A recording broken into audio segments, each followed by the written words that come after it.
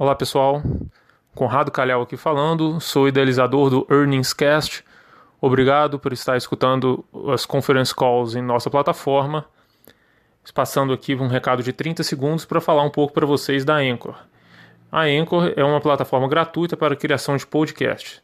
Ela contém ferramentas que permitem aos usuários gravar e editar áudio, organizá-los em episódios de podcast, publicar podcasts em plataforma de escuta e monetizar o conteúdo. Um abraço a todos e continue conosco.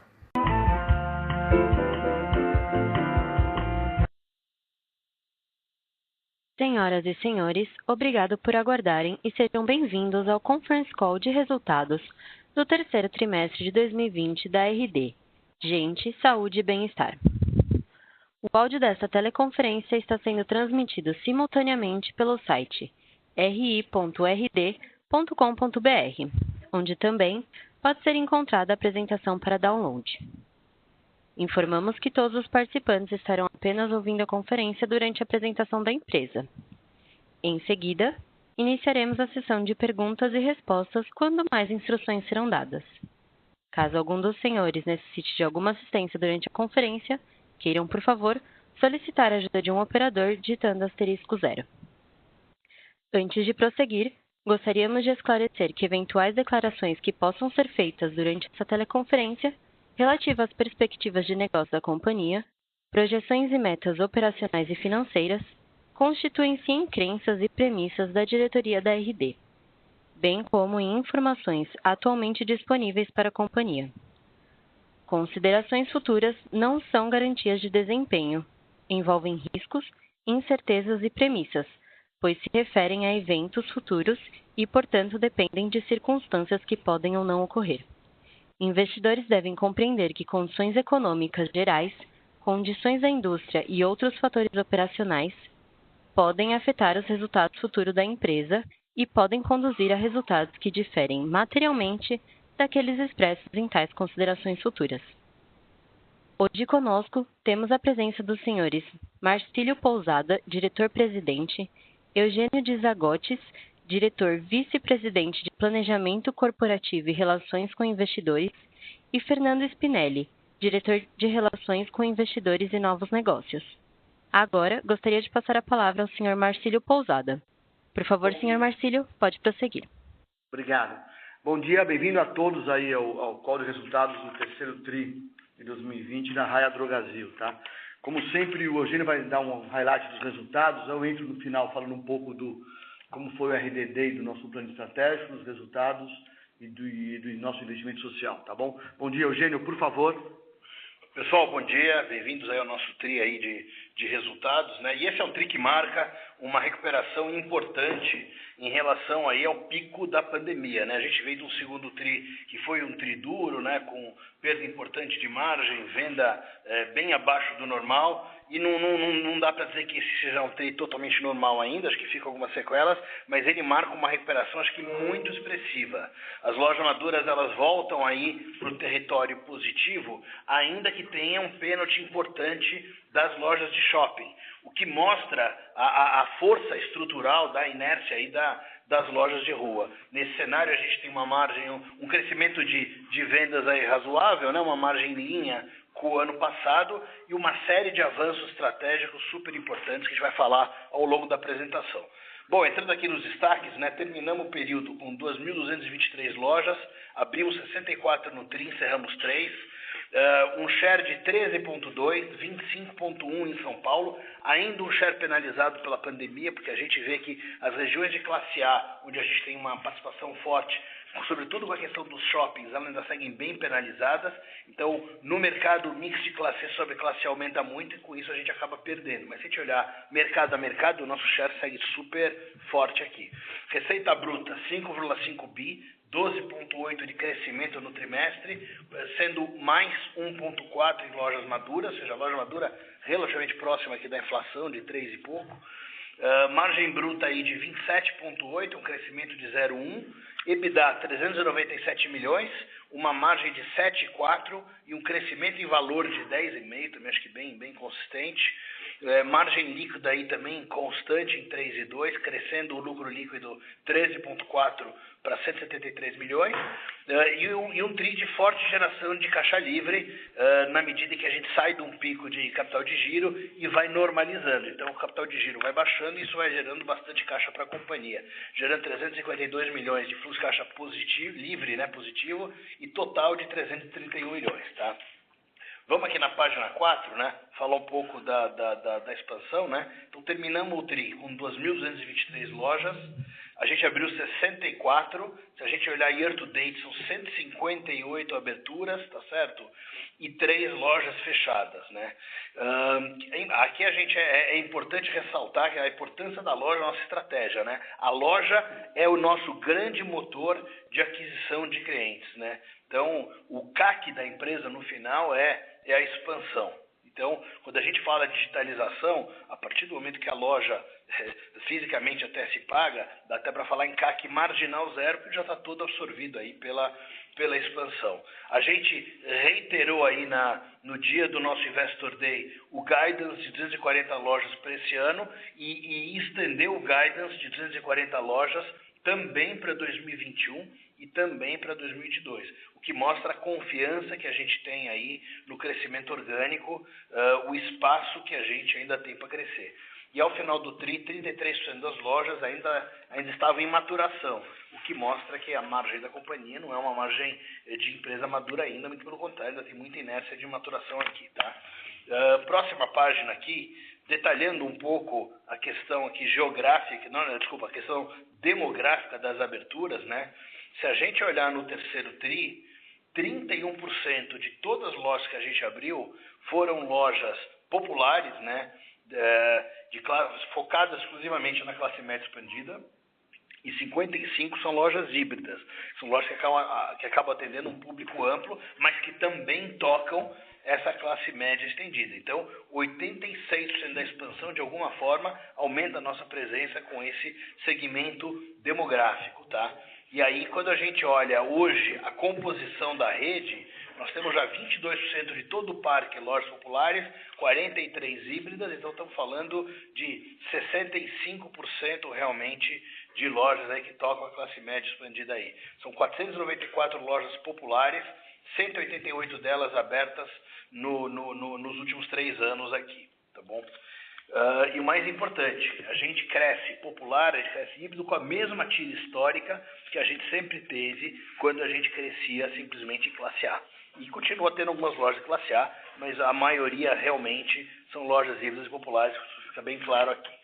Na página 6, né, aí a gente foca no aspecto geográfico, né? Então a gente fechou o período com 2.223 lojas, a gente já vê que no Nordeste são quase 300 lojas, né, de uma entrada relativamente recente e uma entrada muito vitoriosa, né? Se a gente olhar hoje em Salvador, a gente já é a rede líder. Se a gente olhar em Recife, a gente já é a rede líder. Se a gente olhar em Aracaju, a gente já é rede líder. E tem outros mercados que está próximo também de nos tornar líder. Quando a gente entrou no Nordeste, a gente nunca imaginou que pudesse ser um dia líder em Salvador e Recife, por exemplo. Isso mostra a força do modelo e o diferencial de operação, de ponto e tudo mais que a gente tem sobre os incumbents locais, tá? Outro destaque, claro, São Paulo com quase 1.100 lojas. A gente já tem mais de 54 lojas na região norte, né? Entramos no Amazonas recentemente, onde já chegamos a 5 lojas e estamos preparando a nossa entrada em Rondônia, onde a gente já tem ponto. Por fim, outro destaque aqui é o Sul. Temos já 232 lojas na região como um todo, tá certo? A gente acaba de abrir um CD em Gravataí, na Grande Porto Alegre, que vai permitir para a gente acelerar bastante o crescimento nesse estado. Basta ver que o Rio Grande do Sul é um estado, em termos de mercado, até um pouco maior que o Paraná, e que a gente tem 125 lojas já no Paraná e só 52 no Rio Grande do Sul. Como a gente hoje vai super bem no Rio Grande do Sul, tem venda loja madura até maior do que a gente tem em São Paulo, a gente se sente muito confiante para seguir crescendo a uma taxa bem expressiva aí nos próximos anos, tá? Quando a gente fala de market share, aí como eu falei, você tem uma penalização importante pela questão dos shoppings, em algum nível até de mobilidade, mas acho que mobilidade já está mais normalizado. mas como o share foi basicamente flat, né, com queda aí em alguns mercados, tá, como não foi o caso de São Paulo. Antes até de ilustrar a questão aqui do tipo de loja e como é que o mercado, como é que a gente está andando, eu queria só chamar atenção para um número aqui do Centro-Oeste, que parece uma queda de 2,2, mas isso aqui no fundo é uma distorção de informação, tá? Por quê? Se a gente olhar, essa queda de 2,2 está toda em Goiás. E Goiás é o único mercado do Brasil que não tem substituição tributária. Isso quer dizer que você tem uma exportação de mercadoria de Goiás para outros estados bastante grande. Isso tem a ver com benefícios fiscais, mas tem também a ver com informalidade. Tá? E aí o que acontece? Se a gente olhar, essa perda de 6 pontos em Goiás está toda na parte da venda que o IMS captura de sell-in, que é a venda dos distribuidores para a farmácia. Isso aqui é exportação, isso aqui não diz respeito à demanda de Goiás nem do Centro-Oeste. Se a gente olhar sell-out em Goiás, ele está absolutamente em linha com o ano passado. Então, não há nenhuma perda de mercado em demanda no Centro-Oeste, mas há sim essa questão de contabilização do IMS, onde aparece aqui realmente exportação de mercadoria para outros estados. E aí, esse painel aqui embaixo à direita mostra o porquê do share ainda não está normalizado, porque a gente ainda tem um desempenho abaixo do normal, né? A gente vê que nas lojas nobres, no perfil nobre, que é onde tem a grande incidência das lojas de shopping, e ainda tem algum resquício aí de isolamento social, a gente perde quase 3 pontos de loja madura. Em compensação, nas híbridas, onde tem menos shopping e menos isolamento social, a gente ganha 3,3%. E nas lojas populares, loja madura crescendo 9%. Aqui, óbvio que não tem shopping, mas e como tal, esse mercado popular hoje, ele proporcionalmente é maior do que o normal, então isso acaba afetando o nosso share. Mas até extrapolando essa questão de share, se você quer entender a força da nossa execução popular, ela está aqui, 9% crescimento loja madura nesse segmento. Ela mostra realmente que a gente cresce nesse segmento com a mesma qualidade de todos os outros segmentos da empresa. Tá? Página 7 aqui, falar um pouco de receita, né? Receita bruta, 5.384 milhões no trimestre, tá? Um crescimento de 12,8%, e a gente tem aqui forte desempenho tanto em OTC como em perfumaria, tá? 17 em OTC, 15 em perfumaria, e aí um pouco menos em genérico, 13,5 e 9,6 em marca. A gente ainda tem um mercado aí afetado pela queda no número de prescrições em função da postergação de consultas médicas com a pandemia, tá? Próxima página aqui, né? Quando a gente fala do crescimento, né? Como eu falei, temos um crescimento total de 12,8%.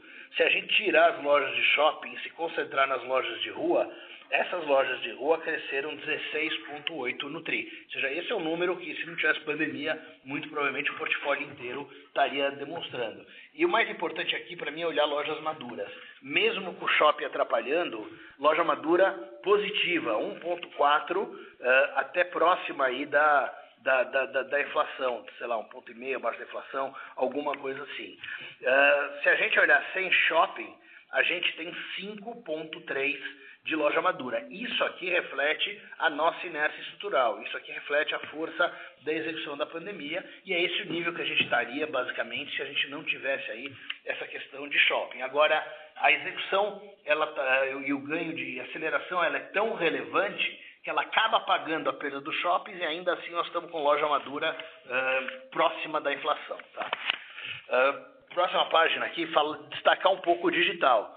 Se o digital no segundo TRI foi um forte fator para mitigar a queda de vendas, hoje o digital já passa a ser um fator de ganho de mercado, já passa a ser um driver de crescimento. É óbvio que aconteceu o pico do segundo TRI, né, com todo mundo trancado em casa e querendo sair o mínimo possível. A gente chegou a 7,6% das vendas totais, mas é muito bacana ver que mesmo com o fluxo de clientes em loja normalizando, ainda assim o digital representa 7,1% da nossa venda total, tá certo? Mais do que o peso do canal, o que é importante aqui é a questão do cliente digital. Porque o canal digital é 7,1%, o cliente digital é low double digit da venda total, low to mid double digit já da nossa venda total. E tem ampla evidência dentro e fora da companhia que uma vez que o cliente ele se torna digital, ele passa a gastar mais, ele passa a aumentar a frequência, ele passa a concentrar o share of wallet com a gente. Então, qual que é a nossa tese aqui? O digital vai aumentar, conforme ele cresce, a gente vai conseguir realmente capturar mais valor aí dos nossos clientes e com isso a gente vai gerar crescimento loja madura sustentadamente acima da inflação, o que vai levar a alavancagem operacional e no futuro ganho de margem. Então essa é a importância que o digital tem para a gente, tá? Então a gente olha para o digital muito com uma ótica de ataque. Agora, se quiser olhar também o lado de defesa, ele também é importante. Quando a gente fala em marketplace, por exemplo, quando a gente fala em plataformas pure play, eu acho que esse é o setor mais difícil de penetrar. É o setor que tem aí a maior barreira de entrada para qualquer player que não seja uma rede de alta capilaridade. Por duas razões. A primeira é especialização. Uma coisa é comprar um OTC num site, isso é fácil. Agora outra coisa é um cliente crônico que precisa de uma receita para comprar um produto, que passa por um programa de indústria que tem um desconto, que envolve parcerias com plano de saúde, empresas, etc, etc, etc. Então a nossa execução é muito especializada. E o outro aspecto é essa da capilaridade. Os marketplaces, eles entregam em 1 dia, 2 dias, 4 dias, 1 semana. O nosso cliente, ele quer receber em 1 hora, 2 horas, 4 horas. Então, essa é uma velocidade de entrega que só consegue fazer quem tem realmente a capilaridade que a gente tem. Então, hoje, 74% das nossas vendas digitais, tá certo, são atendidas pelas nossas lojas. Isso inclui compra e retiro, isso inclui entrega de vizinhança, isso inclui entrega motorizada a partir das lojas, tá certo? Dessa entrega que acontece em loja, 85% é em até 4 horas, tá? E 11%, ou seja, 96% total mesmo dia, e só 4% que é dia seguinte. E a nossa grande prioridade agora é avançar com a entrega em 1 hora. A gente já tem alguns lugares, mas ainda a dominância do modelo 4 horas. Na hora que a gente estiver entregando em 1 hora em grande parte do Brasil, aí nós vamos ter uma logística que nenhum outro player ou nenhum outro canal vai conseguir emular na escala em que a gente tem. Então isso aqui é super importante e vem do fato de que 89% da classe A vive a 1,5 km das nossas lojas. E por fim, a gente conseguiu também um aumento expressivo aqui na digitalização de cliente, né? E a gente mostra isso no número de downloads. São 5,6 milhões de downloads acumulados, e a gente agora, em outubro, o Marcinho vai falar, lançamos o Stix, né, que é uma parceria com o GPA e Itaú, nosso novo programa de pontos, e o Stix volta a acelerar o número de downloads mensais, porque o cliente, para poder trocar pontos e acumular pontos, ele vai precisar do app. Então isso aqui, além do loyalty, isso aqui é um driver de digitalização do cliente e, portanto, pluga perfeitamente a nossa estratégia. Página 10, falar aí de margem bruta, né? Tivemos um ganho de 10 bips de margem bruta, de 27,7 para 27,8. Por um lado, esse é um TRI que foi beneficiado com a postergação do aumento de preço, então um pedaço relevante aí da pré-alta veio para cá, então isso teria um impacto positivo de 0,6. Agora, a gente tem uma pressão do ajuste a valor presente de 0,3. Isso aqui não é um efeito caixa, isso aqui é um efeito contábil, mas na medida em que os juros estão menores e que o nosso ciclo está alto, a gente tem uma penalização de 0,3, mesmo sendo non-cash, ela passa pelo nosso PNL. E aí tem também um aumento aí de investimento em digitalização, ofertas digitais e outras cositas mais, e algum aumento também de perdas que está relacionado à pandemia. A gente teve aí um vencimento grande de álcool líquido que a gente comprou no pico da pandemia com 6 meses de shelf life, e isso agora está vencendo agora. Agora, a pandemia de forma geral bagunçou com todo o mix de vendas e a gente tem um desafio de perdas aí para o próximo ano, exatamente porque esse ativo está calibrado para uma certa demanda, produtos como antibióticos, e que hoje realmente estão vendendo muito menos do que o normal. Então temos um desafio aí, estamos trabalhando para minimizar isso aí. E aí acho que outra boa notícia é ciclo de caixa, né? A gente teve um pico de 80 dias aí no segundo TRI, a gente falou que baixaria aí para a normalidade nossa, que é em torno de 55 dias, entre o quarto TRI e o primeiro TRI. Já nesse 3T, estamos em 65 dias, então uma queda de 15 dias, e hoje a gente acredita que no próprio quarto trimestre nós vamos ter um ciclo de caixa perfeitamente normal. Então vem baixando muito rápido, como eu mostro aqui para vocês. Página seguinte aqui, falar um pouco de despesa, né? Então a gente tem uma pressão de despesa de 20 bips, que está toda no G&A. E claro, tem um pouco de efeito de alavancagem operacional, porque o nosso crescimento ainda é abaixo do normal pela questão dos shoppings, mas realmente o que vem pesando mais aqui é a questão do aumento de estrutura nossa em função do digital. Então isso a gente tem aí um aumento bem expressivo de estrutura, não só timizagens, mas pessoas novas na própria liderança da companhia. E essa tendência de investimento de G&A, não tenho dúvida que ela vai perdurar, porque a gente começa a falar de saúde montando o time para tal, falar de marketplace montando o time para tal. Então, de um lado, eu acho que a gente vai super bem nas despesas de venda, mesmo com menos venda que o normal, a gente está flat aqui. Na hora que a gente conseguir realmente o crescimento loja madura mais expressivo, a gente pode ganhar uma alavancagem operacional importante aqui, mas tem realmente essa pressão de G&A da estrutura, mas que é uma pressão temporal, num início de ciclo onde a gente investe nessas coisas novas, e essas coisas novas ainda não, como Marketplace e Saúde, ainda não trazem receita, mas é isso que vai acelerar a companhia para o futuro, então isso é super importante. Página 12, EBITDA, né, 397 milhões, tá certo? A gente está falando aí de um crescimento de 10,5% sobre o ano passado, então bem relevante, mesmo no contexto de pandemia. Margem de 7,4%, só 0,10 bips menor do que no ano anterior. Se a gente olhar só o varejo farmacêutico sem a Forbio, a nossa margem de EBITDA foi 7,7%. Tá? A Forbio aqui com uma margem até abaixo do normal, porque no início da pandemia a gente acelerou o faturamento para os nossos pacientes, prevenindo algum tipo de distúrbio logístico, né? E é óbvio que um paciente oncológico não pode ficar sem seu medicamento. Então agora, que aqui começa a voltar ao normal, a gente teve realmente uma queda de vendas, uma queda não, mas um crescimento de vendas bem abaixo do normal, exatamente porque a gente compensou aquele faturamento antecipado que tinha ocorrido. Mas, como eu falei, no varejo, 7,7 de margem de EBITDA muito forte de novo, tá? Aí, 2,8 milhões de ganho não recorrente aqui no trimestre, né? Menos gastos com reestruturação do que a gente tinha orçado e crédito de INSS, PiscoFins, etc., também extemporâneos ajudando aqui. Por fim, lucro líquido, 173 milhões, um crescimento de 13,5% e uma margem líquida flat sobre o ano anterior. Próxima página, a gente vê aqui um fluxo de geração de fluxo caixa livre positivo de 352 milhões. Isso aqui realmente está tudo focado aqui no capital de giro, na medida em que a gente reduziu fortemente o nosso ciclo do pico do 2T e vai continuar fazendo isso no próximo TRI. Com tudo isso, nossa dívida líquida está em 1.178 e a gente tem 0,9 de endividamento contra 1,2 do pico da pandemia. Isso vai voltar agora rapidamente, muito provavelmente para o 0,7. Tá? E aí, para encerrar, né, acho que a nossa ação vem performando bem. Se a gente olhar só no trimestre, 5,9%, se a gente olhar no ano, 4,9%, versus uma queda de 18,5% do Ibovespa, né, gerando um alfa importante, e com uma liquidez aí bem expressiva, 186 milhões.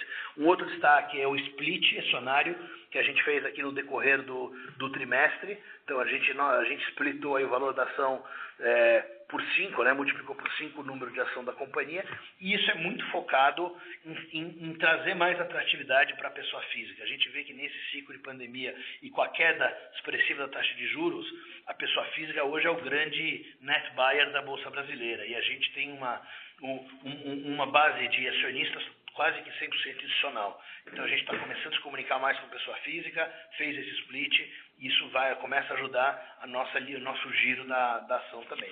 E por fim, quando a gente olha a longo prazo, desde a IPO de Raia Drogasil, uma valorização média aí de 25% ao ano, que é muito expressiva, tá? Vou passar então para o Marcílio fazer as considerações dele, falar um pouco da nossa estratégia que a gente apresentou no RDD, e depois eu volto com o Marcílio para as perguntas e respostas. Obrigado. Obrigado, Eugênio. Bom dia a todos novamente. Eu estou na página 17 aqui.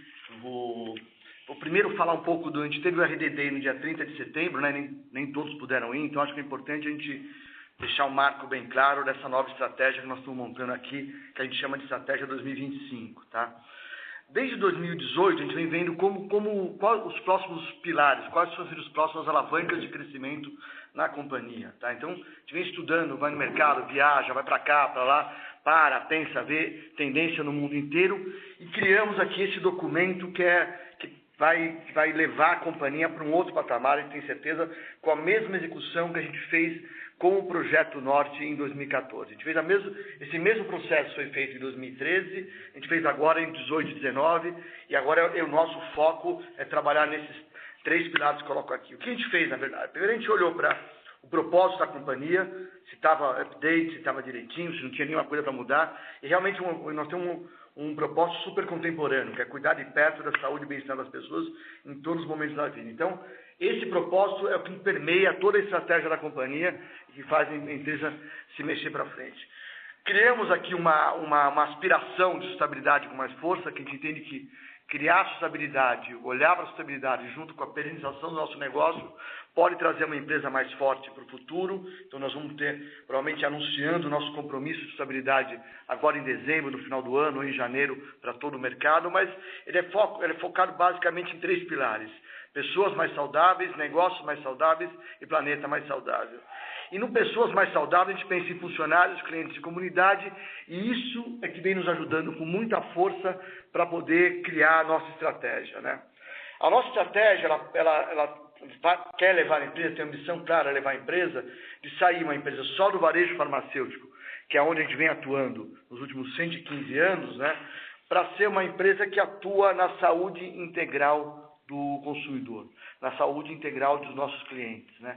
A gente percebeu que o cliente, na trajetória de saúde dele, ele tem muito mais contato de uma farmácia do que tem nos outros canais de saúde normal. Ele vai muito mais na farmácia na vida dele do que no hospital. Ele vai muito mais numa farmácia do que ele vai no médico. Então, o nosso plano é como usar toda essa intimidade que o cliente tem com nossos canais de venda para poder acompanhar a vida dele e cuidar mais da vida dele. Tá?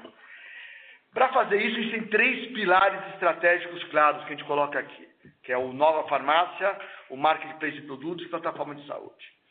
No Nova Farmácia é uma ressignificação da nossa farmácia, é realmente colocar o Omnichannel no centro do nosso negócio para poder atender o cliente usando a nossa loja em todo momento da vida dele. Então, nós queremos entrar realmente na possibilidade dele poder estar na casa dele tomando a decisão do dia a dia dele para comprar o que ele precisa e a gente poder entregar na casa dele. O Covid ajudou a gente muito, nossos números de digital cresceram muito com o Covid e mostrou que tem uma oportunidade imensa de participar mais no dia a dia desse cliente com aplicativos que funcionem realmente, que façam o cliente poder entregar. Além disso, nós ressignificamos a farmácia como um todo.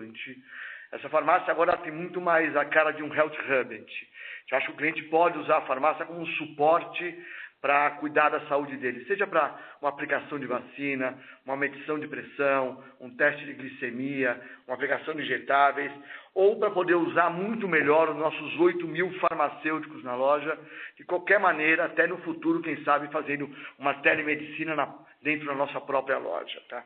Então essa é a parte 1 da estratégia, que a gente já vem trabalhando com ela nos últimos 2 anos, e vem já mostrando alguns números muito interessantes, como o Eugênio mostrou para vocês, por exemplo, o crescimento do multicanal. Não aconteceu só no Covid, ele já estava pronto para poder explodir junto com o Covid. O segundo ponto, a gente coloca, é o Marketplace de Produtos de Saúde. Nós, como negócio, temos 13.000 itens que a gente oferece para o consumidor. Se a gente tem a ambição de cuidar de perto da saúde e bem-estar das pessoas em todos os momentos da vida, a gente tem que oferecer mais produtos para o cliente. Aqui é uma extensão do que a gente tem na farmácia em quantidade de produtos, de itens que você pode vender. É ser mais profundo nas verticais das categorias para poder oferecer tudo que aquele cliente precisa para melhorar a saúde dele. É um marketplace clássico desses que tem no mercado aqui, mas que vai trabalhar só com produtos de saúde e bem-estar. Tá? Esse negócio começa a andar já começa a colocar no site, ele começa a aparecer nos nossos canais digitais. A gente pode ampliar esse sortimento de 13.000 itens hoje para 50.000, 100.000 itens, 200.000 itens em algum momento no futuro. Então, é uma revolução interna para usar a maneira que a gente teve a curadoria de poder oferecer o melhor para esse cliente com um sortimento muito mais estendido. O terceiro pilar é o pilar da plataforma de saúde, é criar realmente um ecossistema para poder gerenciar todo esse cuidado com o cliente. Tá? Essa plataforma tem duas ambições aqui, tem dois pilares claros. Um criar aplicativos, entender a jornada do cliente para melhorar o hábito de saúde desse cliente. Então, nós vamos entender a jornada desse cliente na saúde e ver onde a gente pode ajudar nesse hábito de saúde dele. E o segundo pilar da plataforma de saúde é criar um marketplace de saúde, onde o cliente vai poder estar acessando o melhor que tiver no mercado em telemedicina, em teleatendimento psicológico, poder pôr uma nutricionista perto desse cliente, poder inclusive fazer esse teleatendimento dentro da nossa loja. A gente imagina com isso criar um ecossistema de saúde para poder participar da saúde integral desse cliente. Para fazer tudo isso, a gente tem que ter as competências claras dentro da companhia, né? Então, a gente tem esses 6 enablers que a gente já vem trabalhando com eles desde 2017 e 2018, e alguns, inclusive, já estão dentro do nosso negócio na vida inteira. Então, o primeiro enabler aqui é o foco nas pessoas. A empresa sempre teve certeza e continua com essa mesma certeza que o que movimenta o nosso negócio é o nosso time. É um time muito bom na loja, é um time muito bom no escritório, no nosso CDs. Então, continuar focando nessas pessoas e trazer habilidades que tragam mais esse time mais perto do digital é um foco importantíssimo para a gente. Então, a empresa não muda, ela acha que o nosso negócio não é de tecnologia, o nosso negócio é um negócio de pessoas que vai usar a tecnologia para melhorar o dia a dia dessas pessoas dentro do nosso negócio, na carreira dele e também para os nossos clientes. O segundo pilar é o cliente no centro do negócio. A empresa tem que fazer, não só a empresa, mas também eu entendo até que todo o mercado financeiro vai ter que fazer um shift de como olha para esse negócio, para poder começar a valorizar mais o nosso negócio pelos números do que esses clientes geram para o nosso negócio. A gente tem que parar de olhar tanto para filial ou para gestão de categoria e mais para cliente. Nós temos que começar a olhar melhor para a jornada desse cliente dentro do nosso negócio e fazer planos, projetos para melhorar as dores dessa jornada. Então, o cliente no foco do negócio é olhar todo mundo para os números do cliente. A empresa tinha um cuidado muito grande com o cliente, a gente sempre gostou de atender cliente. O cliente sempre foi a coisa mais importante para a gente. Mas agora nós temos que pôr os nossos números voltados para esse cliente. Terceiro pilar, como usar tudo que a gente criou de ativos de logística, de conveniência para o cliente, para poder atender melhor esse cliente. A gente chama aqui a logística 1P e 3P. É usar não só os nossos 11 CDs espalhados no país, que foi a grande plataforma que ajudou a gente a criar esse crescimento que a gente fez nesses últimos 7 anos, mas também poder usar as lojas para poder atender esse cliente o mais rápido possível. Não só para atender no que a gente vende do nosso sortimento mesmo, mas poder atender para o sortimento total do mercado. Então, o Marketplace vai se beneficiar, com certeza, dessa plataforma logística que nós temos hoje montada para atender o cliente dos 23 estados do Brasil. Então, o Marketplace vai usar isso para poder chegar a mercadoria em todo o cliente no Brasil. Acho que o maior desafio que o varejo tem no país hoje é a aproximação do estoque do cliente. Nós vamos usar tudo que a gente criou aqui, todos os ativos que a gente criou, para poder usar esse estoque do mercado inteiro, chegar mais perto do cliente. Então, esse é o enabler de logística 1P e 3P. Continuando com tecnologia, dados, organização ágil, cada vez é mais importante a gente colocar agilidade para os nossos processos de tecnologia, mas cada vez se mostra mais importante ainda a gente ter um data lake bem organizado, com todos os dados do cliente. Hoje, todo mundo que está fazendo isso ainda olha muito para os dados transacionais, que é o que a gente já tem dentro de casa, bem organizado desde 2014, quando a gente trouxe a DanHub para o nosso negócio. Nós vamos começar a olhar agora para fora do cliente do nosso negócio. Poder olhar as atribuições que esse cliente tem no resto da jornada dele digital, trazer para o nosso negócio e poder influenciar esse cliente nos hábitos de consumo dele para dar uma saúde melhor para ele. Para fazer isso é muita tecnologia, muitos dados, uma mudança no nosso sistema legado. Estamos fazendo isso desde 2017 e vem andando com muita força a empresa, junto com uma cultura digital inovadora na empresa inteira, tá? Que é o quinto enabler aqui.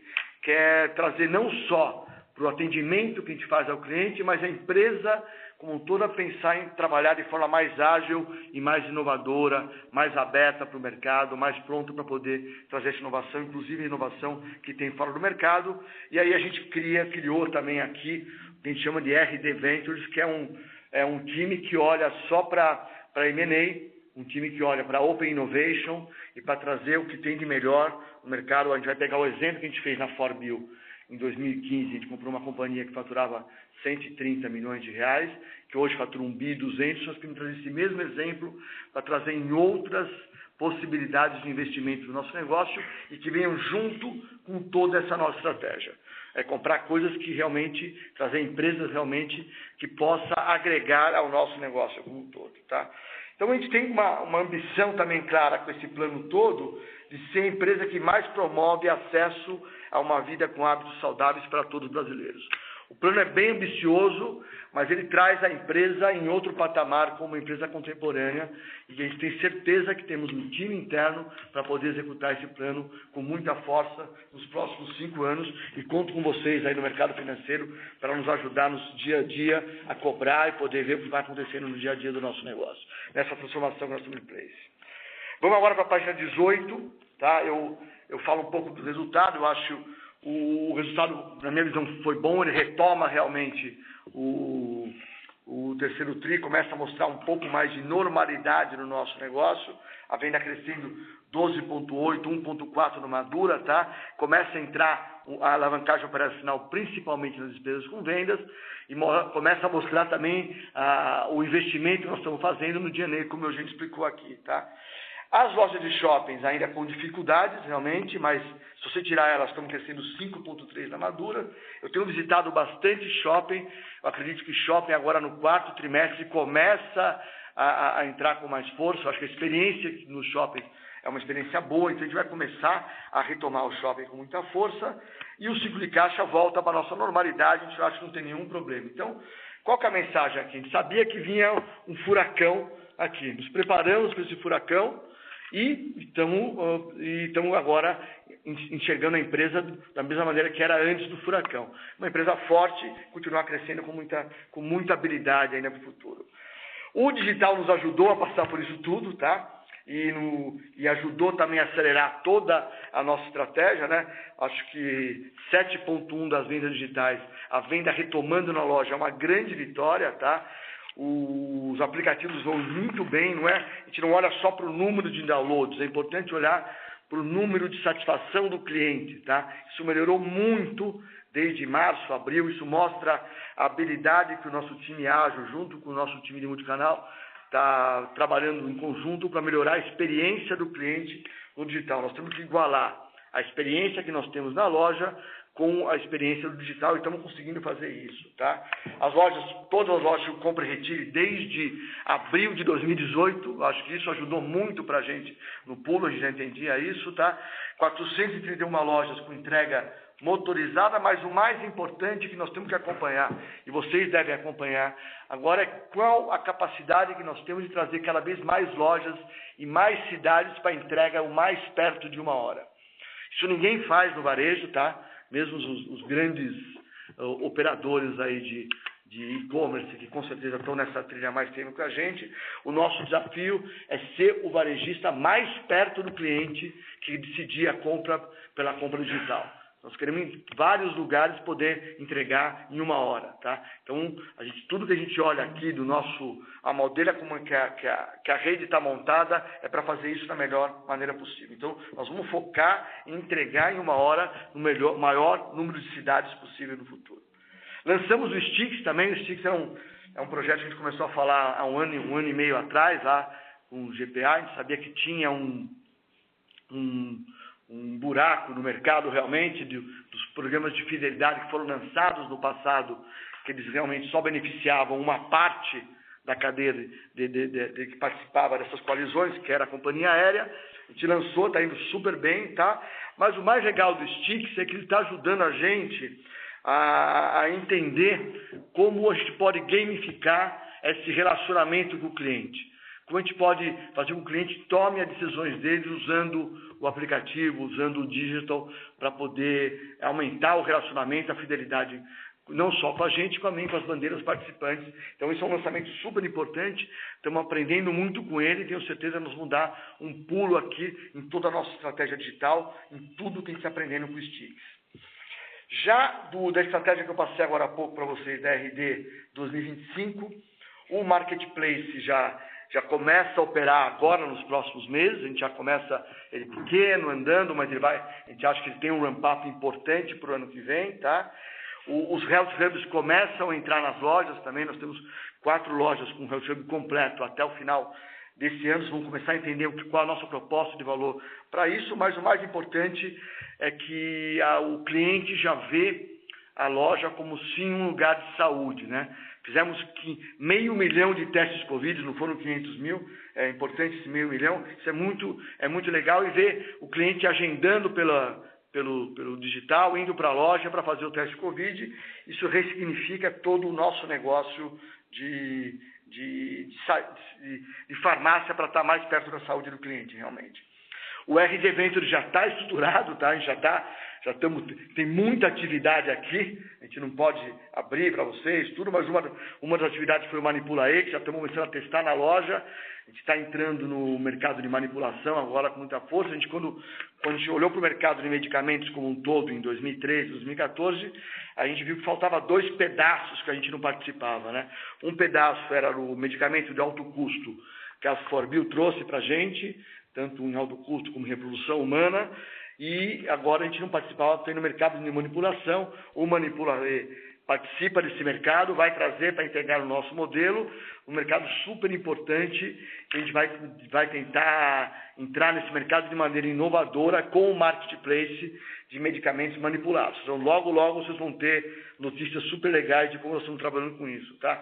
E temos outras health techs no pipeline. Então, estamos olhando, tem uma atividade bem intensa, temos um time já sendo construído para isso, e com o apoio do conselho, com o apoio de todo mundo, para poder fazer aquisições, para fazer parcerias, empresas que gerem valor para a nossa estratégia. Não vai ter nada fora daquilo que nós estamos pensando, só gerando valor para a nossa estratégia.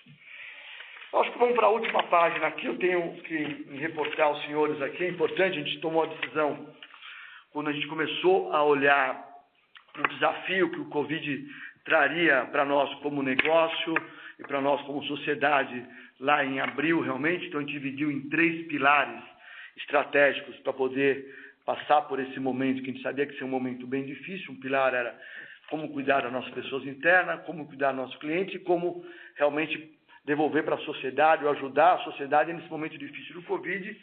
Nós tomamos uma decisão, o Conselho tomou uma decisão, os acionistas, de doar 25 milhões para hospitais no interior do país inteiro, tá? A gente percebeu como é difícil doar no país, não é uma situação tão fácil, mas, de novo, a empresa, é impressionante a nossa capacidade de reação, a capacidade de execução dessa empresa. Então, finalizamos a doação dos 25 milhões de reais para 51 hospitais filantrópicos em 50 cidades de 23 estados do Distrito Federal do país. Então, a gente basicamente colocou, a nossa proposta era mais ou menos 500 mil reais para cada hospital, tá? No começo a gente mapeou aqui todos os hospitais, tinham 177 organizações, fizemos convite para 144 organizações, hospitais filantrópicos, tá? Analisamos 69, aprovamos 58 e no final formalizamos o apoio de 51 hospitais.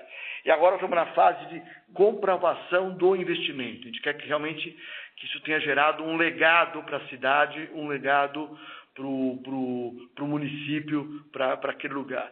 Isso nos trouxe também um alerta aqui, e estamos trabalhando muito bem com o nosso time. Foi muito legal ver o envolvimento das lojas nesse processo, tá? Foram eles que entregaram o cheque, eles que estiveram perto dos hospitais.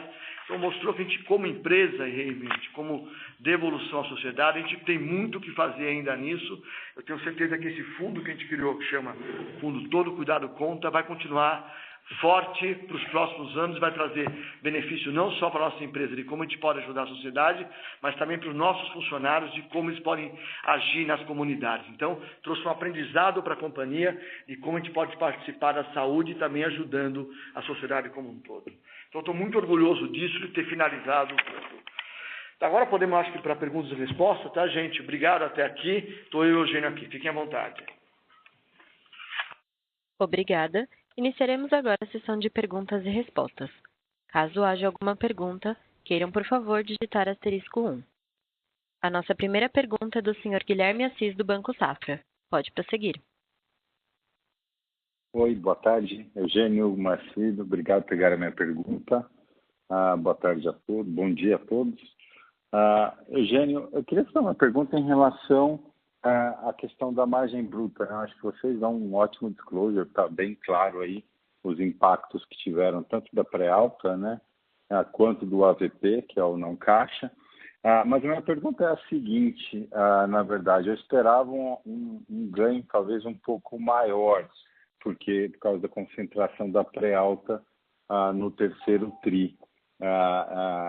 Eu queria entender um pouquinho qual que é a dinâmica que está por trás, né, do impacto da pré-alta aqui, e se teve algum posicionamento da companhia de investir um pouco em preço ou de rever a estratégia de precificação para poder reverter essa dinâmica de market share aí que a gente viu. Acho que também está claro, né, a questão do market share, do impacto das lojas mais premium, principalmente do shopping centers, no market share, da questão de Goiás, mas se vocês estão avaliando de alguma forma alguma estratégia de precificação aí para acelerar ganho de market share, principalmente nas lojas existentes já maduras. Essa é uma pergunta. Vou aproveitar já e fazer... Posso responder a primeira, depois faz a segunda? Porque senão é tanta coisa que eu nem lembro no final, tá? Obrigado aí pela pergunta, desculpa aí para atropelar.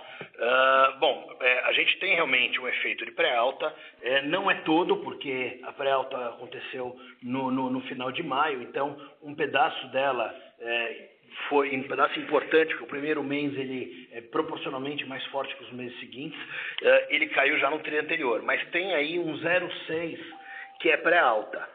Esse 0,6 ele acabou sendo consumido em meio, né, e gerou um aumento de margem bruta de 0,1. E aí tem dois efeitos importantes. Um é o AVP, quer dizer, esse é um efeito contábil, não é caixa. Então, do ponto de vista de caixa, ele não existe, mas contabilmente sim. Com juros menor, você tem um ganho de AVP menor, é simples assim. Então, metade desse ganho de pré-alta acabou indo embora nesse AVP, mas, de novo, ele não é um efeito econômico, ele é um efeito apenas contábil. E aí a gente tem um investimento também importante. Agora, eu não correlacionaria o investimento que nós estamos fazendo aí de preço, margem, a share, porque a gente estruturalmente está com a margem muito boa. O que está acontecendo está muito competitivo. O que está acontecendo com o share é simplesmente que se você tem um share desproporcional no A, que é o nosso caso, e o A está afetado com perda de shopping, o mercado mudou temporalmente. Isso na hora que a coisa normalizar, o share como desceu, volta, ou como deixou de subir, ele volta. Então não temos nenhuma preocupação estrutural com o share. O que tem sim é investimento para digitalizar o cliente. Então, por exemplo, ofertas exclusivas. A gente lançou ofertas exclusivas virtuais, que o cliente precisa do app. A gente está sendo bem agressivo nessas ofertas. O peso da oferta exclusiva como um todo aumentou muito na nossa venda. Então tem sim um investimento aqui em digitalização. Ele não está ligado a nenhuma questão de mercado, porque a gente acha que a gente está menos competitivo de jeito nenhum. Isso aqui é parte do Customer Acquisition Cost para trazer o cliente digital. E uma vez que o cliente se digitaliza, ele vai gastar mais que a gente e a gente vai rentabilizar esse cliente. Essa é a visão nossa. O Guilherme, só para acrescentar com o Eugênio aqui, o preço é um negócio de todo dia, tá? Price não muda estratégia, a gente muda estratégia conforme o mercado. A gente está no Brasil inteiro, né? A gente é super competitivo no Brasil inteiro. Em todo momento, sempre, a gente não dá moleza nisso no Brasil inteiro. A gente não vê uma mudança tão competitiva no mercado. O que a gente vê, sim, é um aumento do nosso investimento no canal digital. E o canal digital é, por natureza, mais competitivo, tá? Então, se você trazer esse cliente para o digital, vai ser uma pressão eterna de margem bruta, não tenha dúvida. Se você olhar o share bairro a bairro, ele está absolutamente normal. O que mudou é o peso relativo de cada bairro. Os bairros A estão valendo menos que os bairros C, e com isso o nosso share relativo muda, mas é só isso. Você vê bairro em 380 cidades. A gente procura ser bom em price em 380 lugares, tá? Em cada cidade, em cada bairro, em cada momento. Então, nosso negócio é super granular para isso. Agora, teremos sim sempre uma pressão em cima do digital. A gente veio no digital para ficar, tá? Para pegar um pedação desse negócio, não tenha dúvida. Não é moleza aqui, não a vida. E como é perfumaria? E na perfumaria a gente compete com os preços do mercado normal, na perfumaria você tem preço natural. Você tem players grandes no mercado fazendo preço loucura em perfumaria e nós também vamos, em algum momento, estar com mais força nesse mercado. Vai lá, você fez a segunda pergunta, acabei te interrompendo, desculpa. Não, tá bom, tá claro, gente. Eu acho que, assim, só para continuar aqui nesse tema, eu acho que a grande questão aqui, Eugênio, Marcílio, é a gente tentar entender a perspectiva de margem para o futuro, né? Eu entendo que a Raia fez um reposicionamento de preço já tem alguns anos, foi muito bem feito, de mix, eu diria, né? Para reverter um ambiente competitivo mais difícil na época, né? Eu queria entender se daqui para frente você está vendo isso. Na minha visão, parece que não é necessário isso, que o investimento que está sendo feito assim em margem tem mais a ver com o canal digital do que com o ambiente competitivo, né? Só queria ver se vocês acham que essa leitura é correta. Não, a leitura é essa. A leitura é essa. Estou falando realmente de acelerar a digitalização. Quando você fala em tendência de margem, se a gente isolar a Nova Farmácia, tudo que nós estamos fazendo aqui não é filantropia, nós estamos investindo em aquisição de cliente. Então, eu acho que a gente vai ter um crescimento da loja madura sustentavelmente acima da inflação. Então, na minha visão, quando a gente olha para frente, a alavancagem operacional deveria pagar isso e ajudar na margem. O ponto que nós temos é que nós estamos lançando duas estratégias novas agora, que são Marketplace e que são toda a parte de saúde, que vai exigir um investimento relevante em estrutura antes delas trazerem qualquer linha de receita. Então, não é pela Nova Farmácia, é por essas novas iniciativas. E nós estamos entendendo melhor ainda custo, investimento, essas coisas, mas pode ser sim que você tenha uma pressão temporal de margem em função desse investimento. Mas, de novo, não do digital. O digital, eu acho que ele entra gerando já o tráfego que ele precisa para se pagar. Tá bom. Pensa sempre no longo prazo, tá, Guilherme? Nossa estratégia é sempre... Quando a gente põe uma estratégia até 2025, a gente olha que... Acho que é difícil, poucas empresas fazem isso, né? A gente fala, nosso objetivo é chegar lá. Então, nós vamos fazer o que tem que ser feito para chegar lá. Outra mensagem que eu já ouvi de vocês, né, em conferência, em reunião que eu vou, poxa, vocês têm a maior margem no mercado, o maior negócio mais rentável no mercado. Vocês têm que usar isso para conquistar o mercado. A gente não tem medo de usar isso, tá? Então, eu acho que uma empresa que apresenta essa margem, tem um quadro que o Eugênio mostra agora correndo, é uma pena, mas o quadro que a gente tem de margem dentro do negócio, se maturar todo o nosso negócio, é uma margem impressionante, né? Então, é lógico que se o mercado for mais competitivo, nós vamos ter que entrar. É lógico que nós temos uma estratégia de captar cliente digital, nós vamos ter que colocar um pouquinho de dinheiro na margem. Então, é uma dinâmica que a gente está bem preparado para fazer e temos bem visão de como fazer isso, pensando sempre no valor que vai gerar no longo prazo. Temos que tentar entender o CAC, tá? O Eugênio falou um pouco de CAC aqui, o custo da aquisição do cliente, e comparar o nosso CAC com os players de internet que estão aí se degradando, para poder entender o quanto a gente pode ser mais eficiente de usar a nossa loja para trazer esse cliente. Desses 5,4 milhões de downloads, tenho certeza que quase 80% é um processo de trabalhar bem a loja, com oferta exclusiva, com nós falando com o cliente, para trazer o cliente para dentro. Tá bom? Tá bom. Super claro. Obrigado, Marcílio. Obrigado, Eugênio. Valeu, Guilherme. A nossa próxima pergunta é do Sr. Joseph Giordano, do Banco JP Morgan. Por favor, pode prosseguir. Olá, bom dia a todos. Obrigado por pegarem a minha pergunta. A pergunta, o primeiro é um pouco mais curto prazista aqui, entender como é que vocês têm visto essa evolução contínua que a gente vê desde julho na receita. Então, tentar entender um pouquinho o que vocês estão vendo em outubro, se o shopping já deu uma normalizada maior e esse same-store que você vê, excluindo o shopping de 5, já começa a ser refletido na empresa como um todo. E também tentar entender como é que vocês têm visto essa performance ao redor das regiões, né? Obviamente, é onde você tem um share maior em classe A, B, que é São Paulo, sofreu, mas eu quero entender se vocês veem algum efeito específico regional de Corona Voucher em algumas categorias mais discricionárias aqui. Então, entrando um pouco nessa linha de perfumaria. E voltando um pouco na parte do digital, né, mesmo com a queda de share na venda, é uma venda que cresce, sequencial, tri a tri. Eu queria entender um pouquinho qual que é o perfil desse cliente, né? Vocês, no último call de resultados, chegaram a comentar que em algumas regiões essa penetração ela batia double digit, né? 15%, 16%. Então, eu queria entender se hoje, qual que é o perfil desse cliente. Se ele seria um cliente mais tradicional de uma loja premium, ou se você está conseguindo digitalizar essa base que a gente tem visto entrar no mundo digital. Obrigado.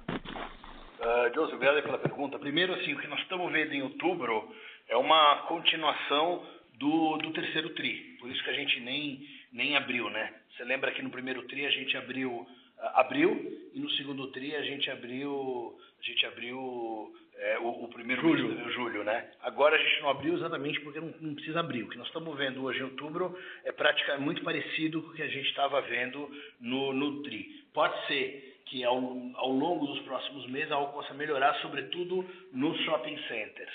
O que a gente vê também é uma mudança em várias coisas. Então, por exemplo, se olha uma Avenida Paulista, a Avenida Paulista hoje é uma fração do que ela era no passado.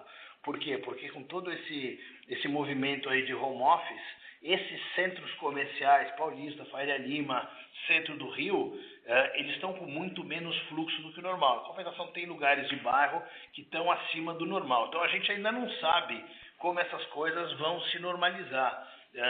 Talvez você fala, Paulista possa estar num vale hoje, mas não sei se vai ser o que era num mundo em que home office é muito mais normal do que era. Mas no todo, se a gente realmente conseguir ter o shopping center voltando, e talvez o Natal possa ajudar para isso, entendeu? Eu acho que as coisas vão retomando. Claro que também, quando você fala de shopping center, tem um pedaço que está ligado aí ao efeito home office, porque o shopping center depende muito também do tráfego de almoço. E quem almoça em shopping, dia de semana não é lazer, não é família, é gente que está trabalhando. Então, um pedaço do shopping center tem a ver com essa dinâmica de home office. Nós não sabemos como é que as coisas vão equilibrar. Pode ser que eu tenho certeza que o shopping não está normal, tá? Mas pode ser que o novo normal do shopping seja 90% e não 100%, entendeu?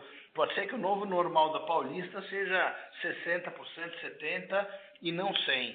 Então, a gente precisa entender aí, mês a mês, como é que essas coisas... E pode ser que o normal da loja da vizinhança seja 110 também, que a gente percebeu. Exato. Então, mais perto do cliente. Então, o nosso mix ser tão espalhado nos ajudou até, tá? Então, não é que penaliza o nosso negócio, não, José, tá? E sobre o Corona Voucher, é muito difícil isolar esse efeito. O que eu diria é que, claro, você pega Nordeste, nós estamos muito bem, mas a gente já vinha bem. E sim, hoje temos mais loja popular, híbrida, mas relativamente aos nossos concorrentes, a gente ainda tem um mix mais premium. Então, eu esperaria que concorrente local do Nordeste, que tem mais peso popular, se tem um benefício do Corona Voucher, para eles pode estar surtindo mais efeito, mas também na hora que voltar, a dor é maior. Eu acho que se tem algum impacto no Região Nordeste, não acho que ele é tão material. Do digital, Joseph, quem é o perfil desse cliente do digital? Com certeza é um cliente mais fiel, tá? É o cliente que conhece e confia na nossa empresa nesse tempo de relacionamento como um todo. É um cliente que consome mais, e a hora que ele vai para o digital ele consome cada vez mais e começa a perceber a vantagem do nosso digital em referência aos outros dígitos do mercado. Qual que é a maior vantagem? A loja está do lado, tá? Então já vinha isso acontecendo desde abril de 2018, quando a gente foi a primeira empresa no país a colocar compra e retire em todas as lojas, né, no país inteiro. Acho que tinha redes regionais fazendo isso, a gente fez isso no Brasil inteiro em 1 hora entregando. Aí esse cliente começou a perceber que tinha um valor aqui. O que a gente percebe também, a partir do momento que a gente começa com os times ágeis, com o nosso time que cuida do multicanal, melhorando a experiência do aplicativo, então o cliente vai se envolvendo cada vez mais e vai crescendo o share of wallet dele, ele vai comprando mais, vai consumindo mais. Então a entrada do Stix, por exemplo, eu sou cliente Stix, é lógico que sou, já entrou super bem, viu? Entrou bem legal, é muito fácil a experiência. Então, é experiência com conveniência. Essas duas, se a gente conseguir pôr esses dois juntos, nós vamos mudar de patamar desse cliente digital. Ele é diferente daquele digital que a gente vê na televisão, todo mundo faz propaganda dando dinheiro, não é esse o nosso negócio. O nosso negócio é fazer o cliente da loja virar digital. para melhorar a vida dele e para cuidar da saúde dele, tá? Então, sim, é um cliente mais fiel, sim, é um cliente crônico, é um cliente que está percebendo que tem um valor ele comprar digital com a gente. Nós vamos ter que estar trazendo para vocês mais dados desse cliente, dessa virada digital que nós estamos fazendo aqui. O nosso digital é muito mais saudável do que de qualquer plataforma, porque primeiro que o nosso CAC é a própria expansão, então o CAC marginal para o digital é muito baixo, enquanto numa plataforma você tem que pagar take rate, pagar Google, etc. A nossa margem bruta do digital é uma margem bruta de conveniência, não é uma margem bruta de uma plataforma de alguém que está necessariamente procurando o menor preço. E o nosso custo de entrega ele é o menor de todos, por quê? Porque grande parte do cliente, grande parte dessa entrega está usando a estrutura existente da loja, seja um compra-retire que o cliente vai buscar, ou até uma entrega de vizinhança em que a gente usa a própria pessoa da loja para entregar a pé. Então, a hora que você olha, por exemplo, o custo de entrega do nosso digital, ele é 3% da venda digital. Me diga aqui que outro player, que outra plataforma que tem isso. Só tem isso quem tem a conveniência, só tem isso quem tem a capilaridade. Então, como eu falei, capilaridade e especialização são fundamentais nesse setor e isso bota a gente num patamar muito diferente. O nosso digital é muito mais chinês do que americano, tá? É usar a capilaridade. Pense nisso sempre quando for fazer a conta. Não tem nada a ver com aquele custo absurdo da aquisição de cliente, ou por produto abaixo do custo para trazer cliente, ou dar dinheiro, voucher, sei lá o que estão dando aqui. Cada vez dá uma coisa na televisão. Não tem nada a ver com isso o nosso negócio. O negócio é relacionamento, cliente, fidelidade. Esse é o ciclo virtuoso que nós estamos atrás. Ok? Perfeito, muito obrigado. Valeu, Joseph, obrigado. A nossa próxima pergunta é da senhora Irma Isgars, do Goldman Sachs. Pode prosseguir. Olá, bom dia, obrigada por pegar a minha pergunta. Eu queria ver um pouco na linha da discussão anterior sobre o fluxo em certas áreas nas cidades. Eu queria ver se vocês já, pensando no plano de expansão, se vocês já perceberam que ajuste nas oportunidades de real estate, de despesas como aluguel, que talvez até possam talvez ajudar na expansão nos retornos nos próximos anos. E a segunda pergunta, dado o cenário, as perspectivas econômicas para o Brasil em 2021, obviamente ainda tem bastante incerteza, mas vocês já estão pensando, se posicionando para um possível downtrading ou uma continuação de crescimento forte em genéricos e similares, dado que provavelmente o mercado de emprego ainda vai ficar pressionado por um tempo. Obrigada. Oi, Irma, obrigado pela pergunta. Deixa eu falar aqui um pouco de como está a expansão. A expansão continua muito bem, tá? É impressionante as aberturas que a gente fez, impressionante a capacidade que a empresa tem de aprender e se posicionar cada vez mais. A gente não parou em nenhum momento a nossa expansão de prospecção, tá? Nós paramos sim em algum momento de abertura pela dificuldade que as cidades com os lockdowns trouxeram para o nosso negócio, tá? O Eugênio deixou claro sobre a entrada nos mercados híbrido e popular, que é o mercado dessa classe média expandida, mas o mais importante do que a classe média expandida é a nossa capacidade que nós estamos apresentando agora de entrada em mercados menores, em cidades menores no Brasil inteiro, tá? A gente tinha uma penetração grande em cidades menores no interior do Paraná, São Paulo, com certeza, pelos 115 anos de tradição, Minas Gerais, e começamos a fazer isso no Brasil inteiro, e está indo super bem, com muita força. Então, a gente não vê grandes mudanças aí na expansão por enquanto. A gente acha que 240 lojas o ano que vem, 240 lojas em 2022, a gente tem total certeza que estamos abrindo da melhor maneira possível. É natural que as lojas que nós estamos abrindo agora, é bem natural isso, que elas são lojas que vão ter uma venda um pouco menor, são mercados menores. Então, a loja de 1 milhão que a gente tinha são mercados de classe alta, realmente, que a gente consegue ter. Então, mas são lojas com 650, 700 mil reais de venda, muito bom ainda, em média, e anda super bem, sem grande problema. Os aluguéis, no dia 1 da pandemia, a gente já começou a renegociar em todos os lugares. Melhoramos uma área aqui de renegociação de aluguel e trabalha muito mais perto. Conseguimos muito boas renegociações de aluguel dos shoppings no momento realmente que os shoppings estavam quebrados. Acho que todo mundo conseguiu, não é mérito nosso, mas os shoppings reagiram muito positivamente para manter o negócio funcionando realmente. E estamos agora renegociando com todas as lojas no geral. Então tem algum sucesso, outro sucesso.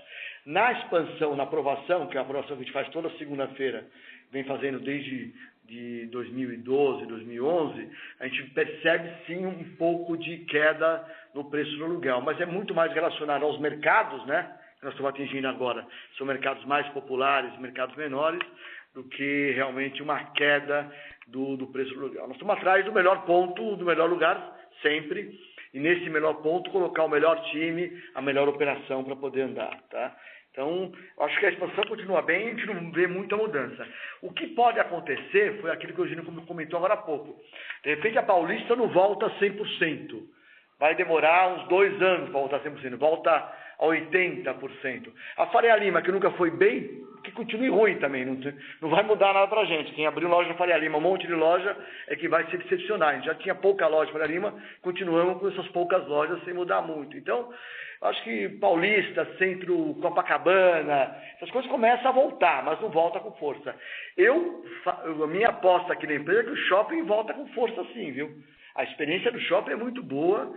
O que os donos de shopping fizeram certinho lá. O modelo é vencedor. Se você falar com o empreendedor de shopping, hoje metade do shopping já é lazer. A outra metade que é venda. E o brasileiro adora ir no shopping para lazer. Então, acho que o shopping volta com força.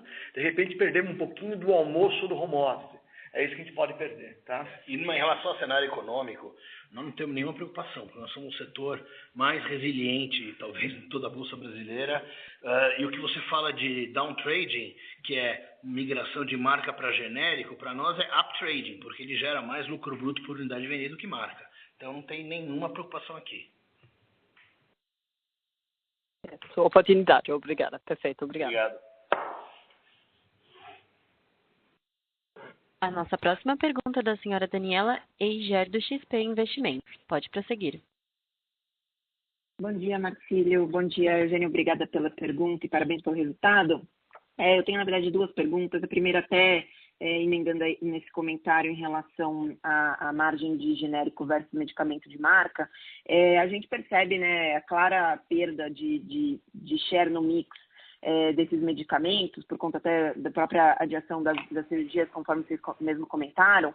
Como vocês veem isso impactando margem para frente à medida que essas cirurgias elas vão retomando e provavelmente os clientes voltam a comprar esse tipo de produto? Ou vocês eventualmente veem que o genérico, essa migração é mais difícil de voltar porque o próprio cliente já percebe que, enfim, é o mesmo ativo, enfim, como que vocês veem essa questão de impacto de mix na margem para frente? E a outra pergunta é um follow-up, na verdade, em relação à questão do digital. Eu entendo e fica claro que, de fato, o cliente ele se digitalizou, né, junto com a pandemia, mas até por conta do próprio perfil de grande parte dessas lojas serem consumidores de mais alta renda, que está mais aderente à própria questão da restrição, vocês não veem que isso também pode ser um ponto que eventualmente faz a penetração do digital cair à medida que, por exemplo, os shoppings retomam, ou seja, inevitavelmente ter algum tipo de canibalização entre os dois, a retomada do same-store sales nessas lojas maduras de shopping e mais alta renda versus a penetração do digital? Obrigada. Daniela, obrigado pela pergunta, tá?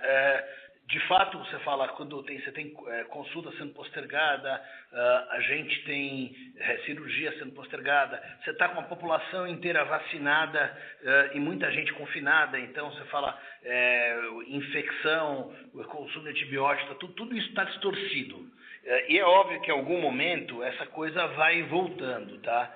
Se você pensar no branded, de fato, crescer branded é pressão de margem bruta, porque é a menor margem que eu tenho. Mas na hora que cai essa demanda, não cai só o branded, cai só o genérico. E genérico é a maior margem que a gente tem.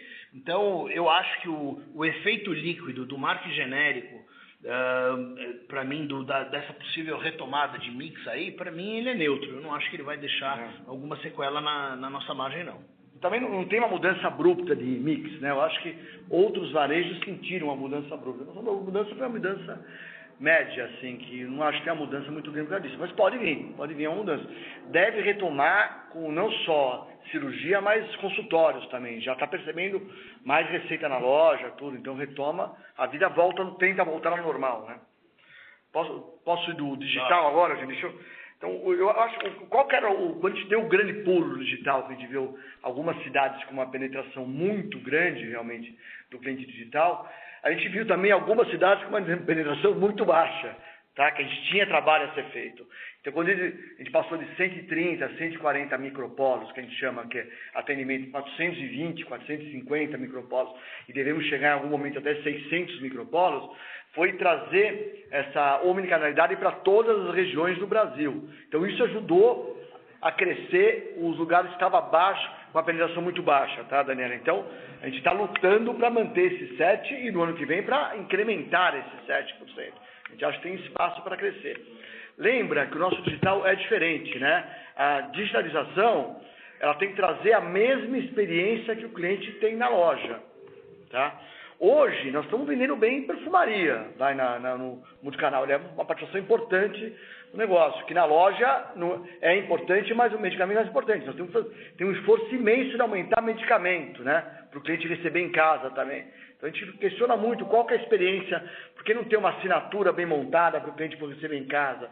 Por que o cliente não pode usar a Universe quando ele entra no canal digital? Então, tudo isso que é experiência e que vai trazer uma penetração alta do digital para o futuro. A gente tem certeza que esse cliente fiel vai usar o digital da mesma maneira que ele usa a loja, tá? E é o cliente que decide, tá? Não é a gente.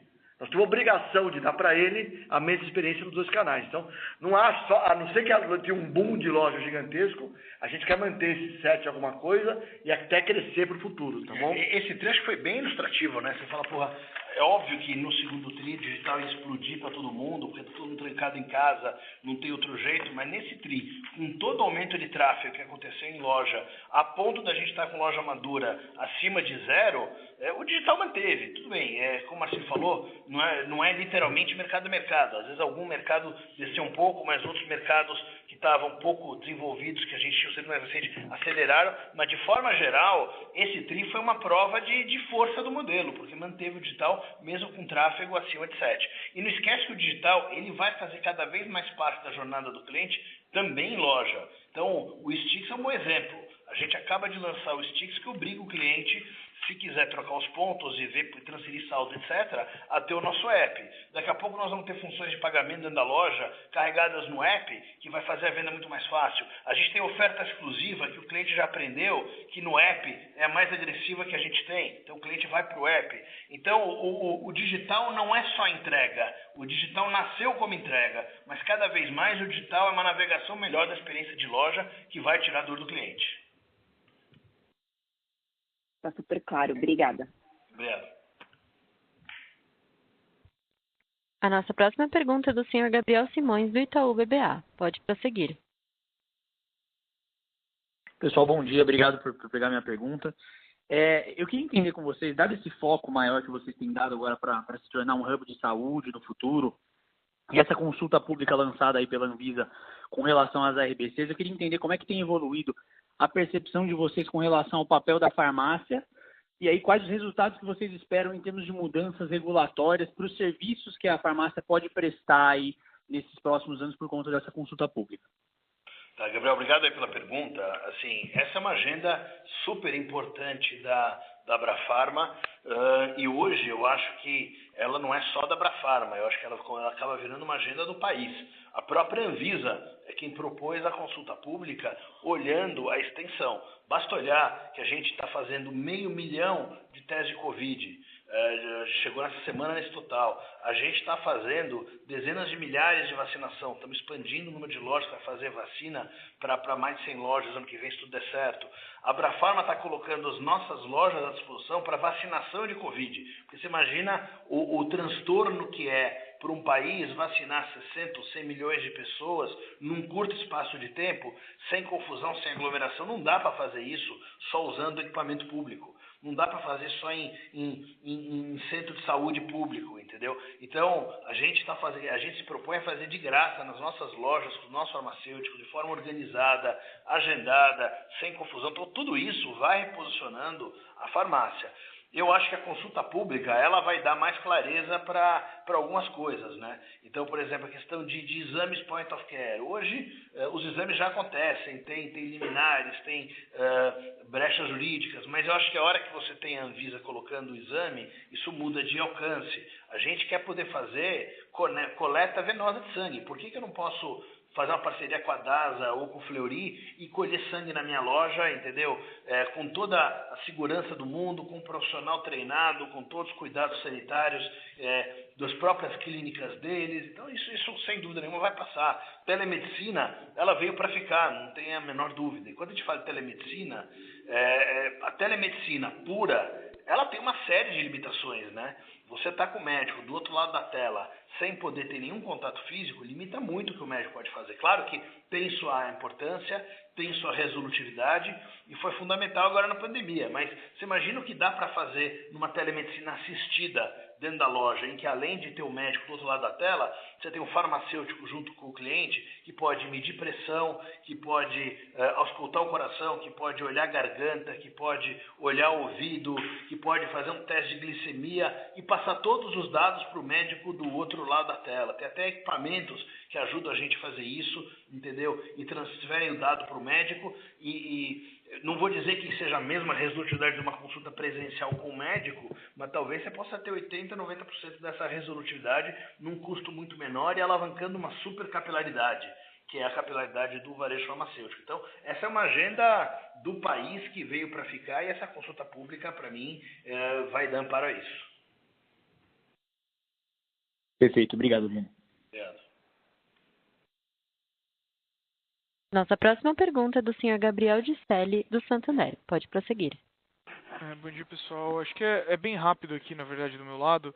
É só se o Eugênio pudesse dar um pouco mais de detalhes aí na parte do ciclo de caixa. Quando que a gente pode esperar a normalização? Se já no próximo trimestre a gente pode imaginar que o seu ciclo de caixa volte para os patamares pré-pandemia, ou se ele talvez ele demore um pouco mais do que isso? Você viu, Gabriel, que ele está caindo, obrigado aí pela pergunta, você viu que o ciclo despencou, né? Acho que a gente teve ali um pico, e foi um pico planejado, foi um pico em que, primeiro, com o adiamento da pré-alta, a gente decidiu segurar aquele estoque mais alto por mais tempo, e a gente investiu em estoque, sobretudo em genérico, porque a gente não sabia o que poderia ter de ruptura no mercado. Vamos lembrar que toda a matéria-prima do medicamento, ela é importada, sobretudo de China. Então a gente se preparou para isso, aumentou mais. Então foi uma escolha e a gente tem muito controle do ciclo. Então, na hora que a gente sente normalização, a gente consegue rapidamente voltar ao ciclo. Então já caiu 15 dias e a tendência é que esteja normal já no próximo quarto. Entendi, muito obrigado. Acho que até fazendo um follow-up bem rápido aqui, você comentou de ruptura. Vocês chegaram a ver alguma ruptura nesse trimestre ainda ou no mercado algum tipo de ruptura? Nada sistêmico, mas coisinhas pontuais aqui e ali acontecem. Mas você falar um nível médio de ruptura é muito normal, muito confortável. Não, tá certo então. Muito obrigado. Nossa próxima pergunta é do senhor Roberto Otero, do Bank of America. Por favor, pode prosseguir. Obrigado. Bom dia, pessoal. Minha pergunta é sobre a expansão para a região sul, passada aí a abertura do CD em Gravataí. Se vocês pudessem discutir um pouquinho quais mercados são prioridade, aí pensando entre adensamento nas capitais e expansão para o interior, e também qual formato de loja seria prioritário nessa continuação aí do ciclo de expansão no sul, pensando entre os formatos mais nobres e populares. Seria basicamente isso. Obrigado, pessoal. Bom, Roberto, obrigado pela pergunta aí, o Marcílio aqui. Eu acho que o Sul é uma fronteira para a gente importantíssima, tá? A gente já tem um trabalho muito bem feito, uma expansão muito bem feita no Paraná. A gente tem a liderança em vários mercados no interior do Paraná. Tem uma posição importantíssima em Curitiba. A gente acha que é o segundo player de Curitiba, realmente. Tem um player, a gente sabe trabalhar muito bem no Paraná, toma muito tempo lá. Fomos depois de Santa Catarina, sofremos muito no começo, foi duríssima a expansão em Santa Catarina, e agora a gente tem uma posição muito importante, é um estado difícil, não tem muito, tem várias pequenas, grandes cidades com mercado muito bom, que a gente cresce muito bem. E eu acho que a fronteira que a gente realmente abriu pouca loja até agora era o Rio Grande do Sul. E estamos abrindo com muita força lá agora, né? O Líder do Sul, como um todo, é uma empresa que cresceu muito nesses últimos 3 anos. Acho que vocês devem conhecer a São João, é a maior empresa do Sul, uma empresa muito forte, realmente, que também abre muita loja. Tem mais um player lá muito bom, que a Panvel opera muito bem também. Então, é um mercado que a gente acha que pode abrir bem. Qual tipo de mercado que a gente está indo para o Sul? Muito para o interior, com certeza, mas também para Porto Alegre, com força. Então, estamos colocando nos buracos que a gente não tinha loja. Está indo super bem a operação. A nossa proposta de valor é muito boa, tá? Acho que o CD ajuda a gente a melhorar o serviço na loja, que é o que a gente fez muito bem no Nordeste. Lembra, a gente abriu o Nordeste, o CD de Recife, logo depois que a gente começou a expansão no Recife. Depois abrimos o CD de Salvador, logo depois também, para poder atender o Salvador. Então, essa entrega todo dia é muito importante para as lojas, tá? Então, a gente acha que tem uma proposta de valor importante para atender o Sul como um todo. Principalmente, eu acho que de Santa Catarina, do Sul de Santa Catarina para baixo, que é onde a gente tem um share mais baixo, tá? Então, sim, estamos abrindo muita loja e vamos abrir muita loja, respeitando os players locais, que são bons players, tá? Operam bem lá, todos lá, não tem nenhum, assim... Não acho que o Nordeste, quando a gente entrou, tinha uma empresa no Nordeste, que é uma empresa de uma consolidação que um banco tentou fazer aí, que se deu mal, se atrapalhou, a gente se aproveitou naquilo lá. No Sul, a briga é diferente no Sul, a gente tem certeza disso, respeitamos, mas estamos há muito tempo lá já. Não é novo para a gente o mercado, tá? Então a gente conhece bem e acho que vamos poder ter bons resultados no Sul com a frente. Lojas, como sempre, a gente entra nas pequenas cidades, nas médias cidades, sempre atendendo o centro, a classe alta, e vai expandindo para mercados mais populares com o tempo. Então, tem muito espaço no Sul e respeitamos os concorrentes, tá? O Roberto, primeiro, espero que você esteja recuperado aí do Covid, mas dando Obrigado, alguma cor aí em cima, se a gente olhar a nossa posição no Sul, a gente hoje, no Paraná, a gente é segunda rede, só depois da Nicei, e no interior, muito provavelmente, já muito perto da Nicei. Se a gente olhar em Santa Catarina, a gente é segunda rede na capital e no interior, só perdendo para a Catarinense / Preço Popular, que é o líder lá nos 2 mercados. E mesmo tendo entrado em Santa Catarina muito depois do nosso outro concorrente lá, a gente hoje vende mais que eles na capital e vende muito mais que eles no interior. No Rio Grande do Sul, aí de fato, Panvel e São João acho que tem uma posição muito forte. Esse, historicamente, foi um mercado duro para a gente no passado. Agora, eu mostrei no Investor Day um dado, que eu não sei se todo mundo prestou atenção. A gente comparou venda por loja madura São Paulo com os outros mercados. Eu te mostrou primeiro por região, né? Então, se a gente colocar São Paulo como 100 de venda loja madura, em nenhuma outra região, incluindo na região sul, nós temos menos que 100. Ou seja, São Paulo hoje é a menor venda loja madura da rede. Está longe de ser uma venda ruim, né? E a gente abriu por região, mas se eu abrir por estado, é a mesma análise. A gente vende hoje no Rio Grande do Sul por loja madura, mais do que vende em São Paulo. Então, mostra o vigor que a gente tem nessa operação. A gente já vem abrindo muita loja, essas lojas já vêm respondendo muito, e a gente acredita que consegue competir muito bem com esses 2 concorrentes aí, São João e Panvel, que tem seu espaço, que a gente respeita, mas a gente vem conseguindo, sem dúvida nenhuma, cavar o nosso lugar aí embaixo do sol e cavar com muito conforto. Perfeito, Eugênio. Muito obrigado. Obrigado, Marcílio. Valeu, Roberto. Nossa próxima pergunta é do Sr. Tobias Stingelin, do Citibank. Pode prosseguir.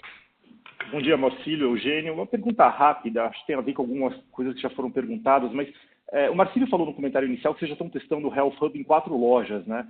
Eu não sei se vocês pudessem falar talvez um pouco como é que estão evoluindo, não sei se é cedo demais, mas se puder só dar uma cor de como é que está evoluindo esse novo conceito que vocês divulgaram aí no Raia Day, que daqui para frente deve ganhar importância até com essas mudanças na regulamentação e por aí. Obrigado de novo. Pai, nós vamos ter, desculpa, Tobias, acho que não fui claro, nós vamos ter 4 lojas com o que a gente imagina ser o conceito correto até o final deste ano, tá? Já estamos reformando, ele não está falando quais são as lojas. E até o final desse ano nós vamos ter essas 4 lojas com esse conceito completo do Health Hub. A gente já tem serviços farmacêuticos na loja, provavelmente desde 1915. Tá? Eu tenho 1.440 lojas fazendo a aplicação de injetáveis, por exemplo. Se eu conseguir fazer a aplicação injetável, que uma mulher que precisa de um anticoncepcional injetável, se ela conseguisse agendar isso pelo celular, pelo digital, e ir na loja, tem esse estoque pronto para ela, eu estou melhorando esse serviço na loja que eu tenho hoje. Então, a gente já trabalha nisso com muita força. Eu tenho várias lojas que já fazem medição de pressão e teste de glicemia. Então, nós estamos organizando toda essa proposta de serviço para o cliente. Fizemos 500.000, 500.000 de testes Covid. A gente gosta de falar o 500.000, que parece que é mais que 500.000, Tobias. Então, 500.000 de testes Covid em 1.000 lojas. Tá? Então, para você ter uma ideia, a gente chegou a algum momento, tinha um share da Abrafarma, a gente chegou até, acho que 60% do share da Abrafarma no Brasil inteiro. Porque a gente olhou aquilo... De testagem. De testagem. A gente olhou aquilo como uma oportunidade de ver como o consumidor ia entender que a farmácia podia ajudar ele no momento de saúde. Então, o teste é uma coisa super importante que a gente colocou. Vacina, desde o momento da regulamentação, a gente entrou com vacina em mercado, principalmente no mercado de São Paulo, e estamos entendendo melhor. Temos um gol de ter quase 200 lojas com vacina no primeiro trimestre do ano que vem. Então, tudo isso é que vai fazer esse aumento dos serviços farmacêuticos. A gente acha que veio para ficar isso. O Health Hub vai ser muito mais, com muito mais serviços do que esse, deve ter telemedicina, deve ter outros serviços para o cliente poder usar na loja, tá? Mas é um desafio para a gente fazer isso com muita força de agora para frente, tá? Vocês vão começar a entender, provavelmente até o final do ano, nós vamos combinar uma parte de alguns analistas, o Spinelli pode com vocês visitar essas 4 lojas, vão fazer, para vocês entenderem o que nós estamos montando aqui. Agora, ainda com muita força isso, tem uma área na empresa só pensando nisso. Então, tem muita novidade aí, Tobias, essa frente. Eu acho que serviço é parte do nosso negócio, igual a gente fazia em 1915, tá? Não é? Acho que a farmácia se distanciou um pouco disso, de usar o farmacêutico para cuidar da saúde do consumidor. O farmacêutico está voltando com isso com muita força, que nos dá muito orgulho e muita certeza que todo o setor farmacêutico irá se beneficiar disso. Ok? Maravilha, Marcílio, está mais claro agora. Mas só pensando assim, high level, vocês vão testar essas 4 lojas com diferentes tamanhos ou são lojas meio parecidas? Sei que são lojas maiores, com 200 metros? Lojas com mais ou menos o mesmo tamanho, tá? O nosso tamanho de loja não tem muitas, a gente vai de 100, 100 e pouco até 200 metros quadrados de loja.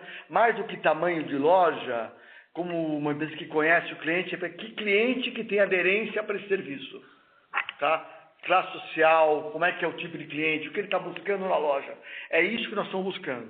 Tobias, vão ter 4 lojas aqui em São Paulo, você vai poder visitar, nós vamos ter que dar um disclosure melhor para vocês entenderem qual é a Vai ser a diferença entre elas. Tem mais renda, menos renda, mais fluxo, menos fluxo. Sim. Exatamente para a gente aprender. E cuidado, tudo usando o digital, tá? A base é o digital, a base é você poder estar esse atendimento aparecendo no celular para que o consumidor possa usar na consulta que ele faça com o médico depois. Perfeito, maravilha. Obrigado de novo e bom dia. Obrigado. A nossa última pergunta é do Sr. Gustavo Tizel, do Bradesco. Pode prosseguir. Bom dia, Marcílio. Bom dia, Eugênio. Muito obrigado por pegar a minha questão. Acho que a minha questão é um pouco mais simples também, na questão das vendas digitais, né? É para entender um pouquinho o balanço de como que está a competição, se está tendo que estar mais. Parece que está tendo muitas outras lojas, né? Parece que veio uma onda de novas aí, né? A Drogaria Araújo veio várias aí com uma onda de digital um pouco forte também. E parece que estão competindo por preço até certo ponto. Eu queria entender um pouquinho como que está a situação, se vocês estão tendo que dar mais desconto, se dá para conseguir manter a margem próxima do que a gente vê na física. E se me permitirem uma segunda questão, acho que é um pouco em linha que o Tobias perguntou, mas como que está o seu... A gente já viu alguns relacionamentos com algumas operadoras, acho que se não me engano foi com o doutor Consulta, mas como que está a relação com elas? Como que tá? Qual que é o principal entrave? Qual que é o principal benefício? O principal benefício eu acho que é grande, né, de ver vocês como um grande parceiro, mas só para a gente entender um pouquinho como que está a situação também. Se vocês puderem nos ajudar com essas 2 questões, fazendo favor. Tá bom, obrigado pela pergunta, Gustavo.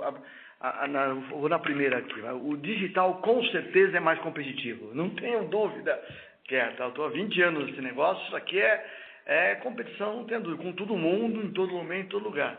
Sim, outros players de farmácia também entraram e melhoraram, o que é natural. É uma evolução natural disso daqui. A gente tem a noção clara que vai vencer aquele que estiver mais perto do consumidor.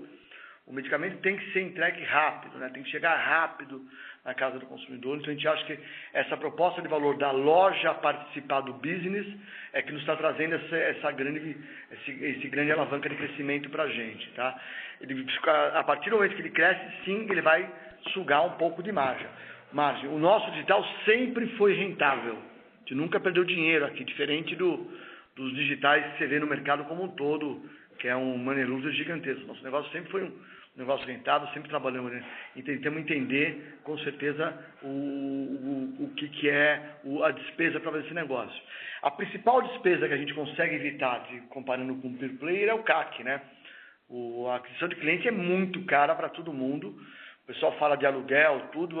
Tenho certeza que o Google é muito maior que o aluguel que a gente paga para qualquer Google, Facebook. Então, hoje teve uma mudança realmente no varejo mundial, de onde se tem gastando dinheiro para trazer cliente. Então, a loja tem uma função importantíssima para isso, e estamos entendendo cada vez mais, e essa gamificação do cliente, de usar o aplicativo para fazer agendamento, para ganhar pontos e sticks, para entender a oferta exclusiva, é que faz o pacote de proposta de valor do digital.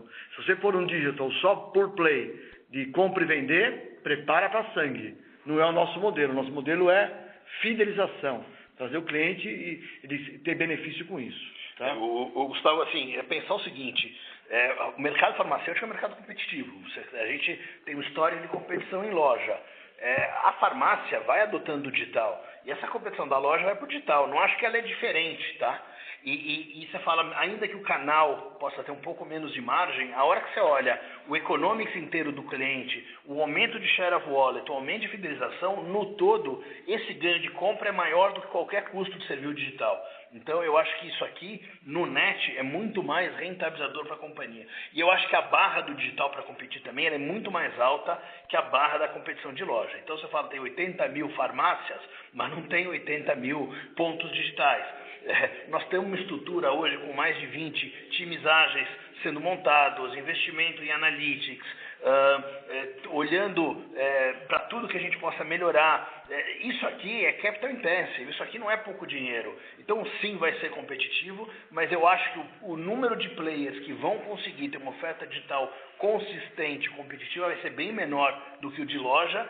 E eu acho que pela nossa escala, pela nossa capacidade de investimento, pelo tamanho do time de gestão que a gente tem obrigação de estar 1, 2 anos na frente de todo mundo, e é para isso que nós estamos trabalhando. Tá? Em relação à tua segunda pergunta, acho que a gente tem aí uma visão muito de colaboração dentro da cadeia. Então a gente já tem a Univers, que tem um relacionamento aí muito forte com empresas, operadoras de saúde, e a gente vai intensificando esse relacionamento. A gente começa com a plataforma de saúde, querendo ajudar as pessoas a se cuidarem, muito com uma ótica de B2C. Vamos lembrar que a farmácia é o elo de maior capilarização, de maior capilaridade e maior frequência de interação de toda a cadeia de saúde.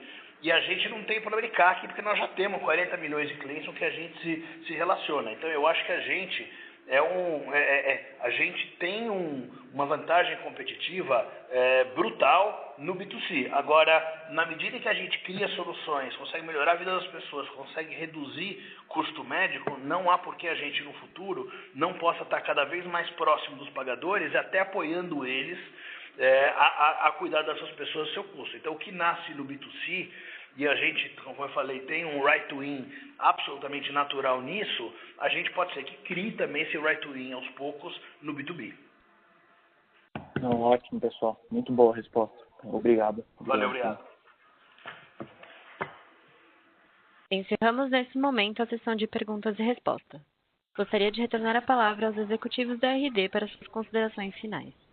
Bom, primeiro, obrigado aí a todos aí pelo apoio, obrigado aí pela participação nesse call. E só resumir um pouco dos pontos, né? Acho que esse é um TRI que marca uma forte recuperação, né? Depois de um segundo TRI muito sofrido pela pandemia, lojas maduras acima da inflação. Se a gente tirar o shopping center, a gente está com mais 5%, que mostra o forte vigor estrutural aí da companhia, e na medida que o shopping for normalizando, a gente tende a convergir talvez para esse número, e uma margem EBITDA e margem líquida em linha com a margem anterior, ainda com um pouquinho menos de venda, tá? A gente avança também muito forte aí nessa transformação digital, manteve esse 7% de participação da venda digital, mesmo com o tráfego nas lojas aumentando de forma muito forte, né? E a gente segue investindo aí de forma importante no digital, não só na experiência do cliente, com otimizagens, eliminar as dores, melhorar a qualidade do nosso app. O nosso app não é ainda um app state of the art, mas ele já melhorou a passos largos, e eu não tenho dúvida de que nos próximos 2 anos nós vamos ter um app state of the art compatível com o de qualquer outro player aí que a gente pense aí no Brasil. Mas além disso, como eu falei, a gente tem acho que uma vantagem competitiva absolutamente diferente de qualquer outro player, de qualquer outra plataforma, pela especialização. Nosso app vai tratar, por exemplo, cada vez mais desconto de PBM, programa de indústria e outras soluções mais. Então já tratamos de receita digital, coisas que é muito difícil para uma plataforma fazer, e aí tem toda essa vantagem da capilaridade, de usar essas 2.200, 2.300 lojas que estão a 1,5 km de 90% da classe A brasileira. Então a gente tem hoje 74% das entregas atendidas pela loja, tá? E 96% dessas entregas sendo feitas no mesmo dia, e 85% dentro desses 96% em até 4 horas. Então ninguém consegue ter essa velocidade de entregar até 4 horas sem a capilaridade que a gente tem, e agora nós vamos avançar para que 1 hora, que ainda é pouco, se torne muito grande, muito importante. A hora que a gente conseguir ter realmente um app state of the art, uma experiência integrada dentro e fora da loja, que cuida do cliente, e uma entrega em 1 hora, num custo super competitivo, essa é uma proposta de valor que eu acho que nenhum player consegue bater. E a gente agora realmente atingiu a marca de 5,6 milhões de downloads, segue aumentando rapidamente o número de downloads, e o lançamento do Stix que aconteceu agora nesse mês, ele ajuda muito a gente a acelerar essa digitalização, de trazer mais clientes para o digital e fazer mesmo o cliente que já tenha o app instalado, usar mais frequentemente para olhar seus pontos, transferir seus pontos, resgatar seus pontos, etc, etc, etc. E por fim, a gente avança também de forma importante na nossa estratégia de longo prazo, que além da nova farmácia que a gente já vinha falando, tem o marketplace de produtos e tem a plataforma de saúde. Na minha visão, o que nós estamos falando aqui é transformacional, tá? Então, ainda dentro da nova farmácia, a gente, como o Marcílio falou, vamos pilotar ainda esse ano 4 Health Hubs e vamos estender rapidamente essa rede aí ao longo do ano que vem.